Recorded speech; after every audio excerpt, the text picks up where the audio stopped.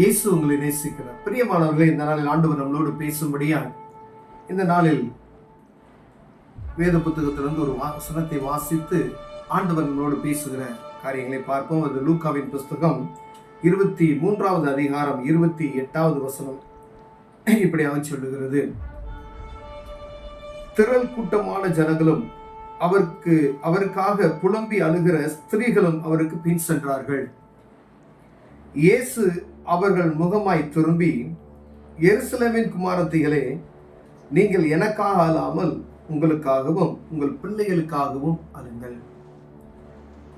இயேசு அவர்கள் முகமாய் திரும்பி, எருசலேம் குமாரத்திகளே, நீங்கள் எனக்காக அல்லாமல் உங்களுக்காகவும் உங்கள் பிள்ளைகளுக்காகவும் அழுங்கள் என்றார். பிரியமானவர்களே, லெந்து நாட்களில் அநேக சடங்காச்சாரங்கள் எல்லாத்தையும் பார்க்கிறோம். ஆனா ஆண்டவர் இந்த கடைசி அவருடைய பாடுகளை அவர் அந்த துக்க நாட்கள் என்று சொல்லக்கூடிய அந்த சிலுவை பாடுகள் வழியை வரும் பொழுது அவர் சிலுவை சுமந்து கொண்டு வருகிற அந்த சூழ்நிலையில அநேக ஸ்திரீகள் துக்கத்தோடு அழுது அவரை பின்தொடர்ந்து போகிற அந்த காரியத்தை வேதத்தில் எழுதியிருக்கிறது. பிரியமானவரே, அநேக ஸ்திரீகள் அவருக்கு பின்பதாய் தன் சொந்த பிள்ளையை போல பாவித்து அழுது கொண்டு அவரை பின்சம் தொடர்ந்து போறாங்க. அவ்வளவு பேர் அவர் மேல நேசமாய் ஒரு மேல அன்பு வைத்திருந்தது நிமித்தமாய் அவர்கள் கடந்து செல்கிற அவர் படுகிற பாடுகளை பார்த்து அழுது அவருக்கு பின்னாக சென்றதை வேதத்தில் எழுதியிருக்கிற பிரியமானவர்களே, அந்த வேளையில ஆண்டவர் சொல்லுகிற ஒரு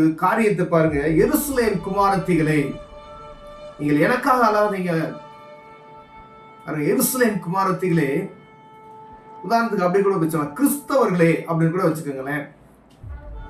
ஆண்டவர் இந்த நாட்கள்ல அவருடைய பிள்ளைகளுக்கு சொல்லுங்க, உங்களுக்காகவும் உங்களுடைய பிள்ளைகளுக்காகவும் என்ன செய்யுங்க, அழுங்கள் அப்படின்றார்.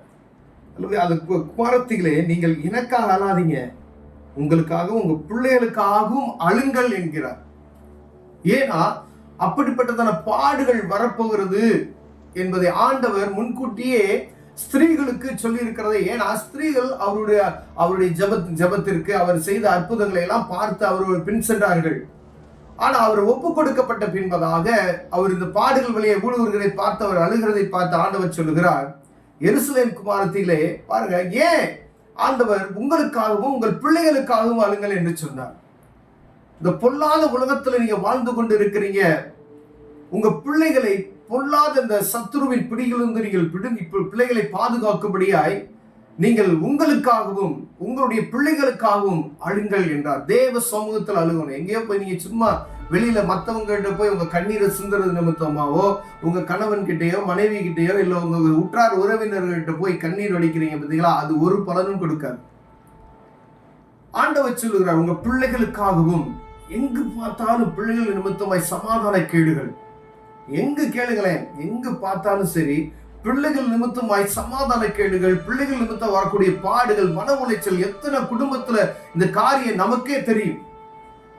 எந்த குடும்பத்துல பார்த்தாலும் பிள்ளைகள் நிமித்தம் வரக்கூடிய அநேக துன்பங்கள் பெற்றோர்களால் சொல்ல முடியாது. ஏன்னா பிள்ளைகளை விட்டு கொடுக்க முடியாது என்பதற்காக பிள்ளைகள் நம்ம சொல்ல முடியாது. அவ்வளவு காரியங்கள் நடக்கிறது, பிள்ளைகள் செய்கிற காரியங்கள். ஆண்டவர் ஒரு காரியத்தை சொல்லி இருக்கிறார், நீங்கள் எனக்காக அழாதீங்கம்மா, உங்களுக்காகவும் உங்கள் பிள்ளைகளுக்காகவும் அழுங்கள். நீங்க எப்படி துக்கப்பட போறீங்க, உங்க மன உளைச்சல் இருக்கிறது, உங்க பிள்ளைகள் நிமித்தமாய் கூட சொல்லியிருக்கலாம் ஆண்டவர், உங்க பிள்ளைகளுக்காக என்ன செய்யுங்க, நீங்க தேவ சமூகத்துல அழுங்க அப்படின்னு சொல்லி. நம்ம எத்தனை நாள் உட்கார்ந்து தேவ சமூகத்துல நமக்காகவும் நம்முடைய பிள்ளைகளுக்கும் அழுந்து கண்ணீர் வடித்திருக்கோம் என்பதை பார்க்கும்படி ஆண்டவர் உங்களோடும் என்னோடு பேசிக்கொண்டு இருக்கிறார். பிரியமானவர்களே, ஆண்டவர் சொல்றாரு, உங்களுக்காக அழுங்க, உங்க பிள்ளைகளுக்காக அழுங்க. எதுக்கு கண்ணீர் வடிக்கணும்? ஆனா பைபிள் சொல்லி இருக்குதே, நமக்கு ஒரு சொட்டு கண்ணீர் வராதே. யாராவது திட்டா அப்படியே கண்ணீர் மலமலன்னு வரும். ஐயா, என் பிள்ளை இந்த பாடுபடுறாயா, என் பிள்ளை இவ்வளவு வேதனைப்படுறான், என் மகள் இப்படி செய்யறா. ஆனா நம்ம போய் புலம்புகிறோம், அடுத்தவர்கிட்ட புலம்புகிறோம், நம்ம இருதயத்துல புலம்புறோம். ஆனா தேவ சமூகத்துக்கு நீ போனையா? என் அன்பு சகோதரனே, சகோதரியே, உங்க பிள்ளைகளுக்காக தேவ சமூகத்துல கண்ணீர் வடித்தீர்களானால் ஆண்டவர் அற்புதம் செய்ய வல்லமையுள்ளவராய் இருக்கிறார்.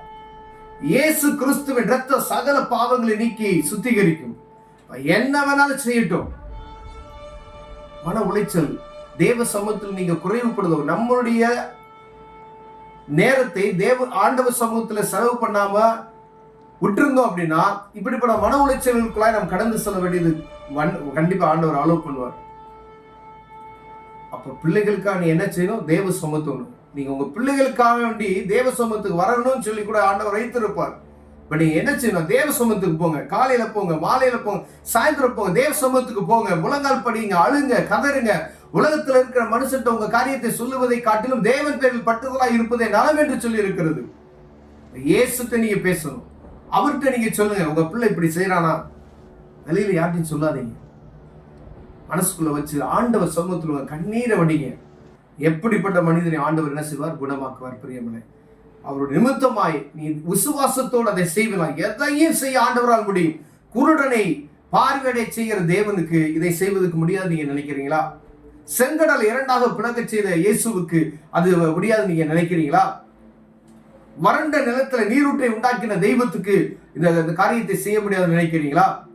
உங்களுக்குள்ள காணப்படுகிற மனபாரம், அம்மா நீங்க உபவாசம் பண்ணி உபவாசம் பண்றீங்க, உங்க உபவாசத்தின் நிமித்தமாய் ஏதோ கடமைக்காக உபவாசம் 40 நாள் வெள்ளிக்கிழமை இருக்கேன், ஒரு சந்தி இருக்கேன் அப்படின்னு சொல்றீங்க.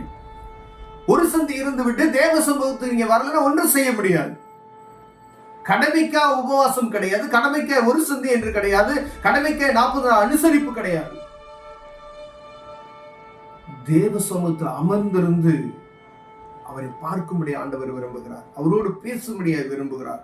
உங்கள் நேரங்களை தேவ சமூகத்தில் செலவு செய்யும்படி ஆண்டவர் விரும்புகிறார். பிரியமானவர்களே, உங்களுக்காகவும் உங்கள் பிள்ளைகளுக்காகவும் கண்ணீர் வடித்து தேவ சமூகத்தில் நீங்கள் ஜெபிப்பீர்களான ஆண்டவர் அற்புதங்களை செய்வார், அதிசயங்களை செய்வார். அவர் மாறாவின் நீரை மதுரமாய் மாற்றி விடுவார். அவர் விரும்புகிறது என்னன்னு பார்த்தீங்கன்னா, அவர் சமூகத்தை நீங்க வரணும், கண்ணீர் வடிக்கணும். உங்க வடிக்கிற கண்ணீரை வெளியில வடிச்சீங்கன்னா பிரோஜனம் இல்லை. தேவ சமூகத்தில் வச்ச ஒவ்வொரு கண்ணீரை அவர் துருத்தியில் வைத்திருக்கிறேன் என்று சொல்லுகிறார். அதற்கு பதிலை தருவார். பிரியமானவர்களே, ஒருவேளை நீங்க இந்த நாட்கள் உபவாசமா இருக்கலாம், உபவாசம் பண்றேன் அப்படின்னு சொல்லலாம். ஒரு வெள்ளிக்கிழமை விடாம நான் சர்ச்சுக்கு போயிடுவேன் அப்படின்னு சொல்லலாம், நல்லதுதான். ஆனா தேவ சமூகத்துல உங்க நேரத்தை எவ்வளவு செலவு பண்றீங்க? ஏதோ கடமைக்காய் ஆலயம் சொல்லுகிறது, ஒரு கட்டுப்பாடு இருக்கிறது, வெள்ளிக்கிழமை நம்ம இங்க போகணும், சர்ச்சுக்கு போகணும் அப்படின்றதுக்கு ஆண்ட அல்ல. ஒவ்வொரு நாளும் தேவ சமூகத்தில் நீங்க எவ்வளவு நேரம் செலவு பண்றீங்க, உங்க பிள்ளைகளுக்காக எவ்வளவு நேரம் நீங்க ஜெபிக்கிறீங்க, உங்களுக்காக எவ்வளவு நேரம் ஜெபிக்கிறீங்க, உங்க தனிப்பட்ட ஆவிக்குரிய வாழ்க்கைக்காக நீங்க எப்படி ஜெபிக்கிறீங்க அப்படின்னு பார்க்கும்படியே ஆண்டவர் விரும்புகிறார். அதான் எருசலேம் குமாரத்திகளே, கிறிஸ்தவர்களே, கிறிஸ்தவ குமாரத்திகளே, தேவ சமூகத்துக்கு வாங்க, கண்ணீர் விட்டு அழுங்க, ஆண்டவர் அற்புதம் செய்வார். கண்களை மூடுவோம், ஜெபம் செய்வோம். அன்பின் தகப்பனே, அருமையான நாளுக்காய் ஸ்தோத்திரம் ஆண்டவரே. உமது சமூகத்துல செலவு பண்ணுகிற நேரம் ஒரு நாள் வீண் போகாதே. நாங்கள் அறிந்து கொள்வேன். கண்களை திறந்து விடுவீரா? இயேசுவின் நாமத்தில் பிதாவே, ஆமென்.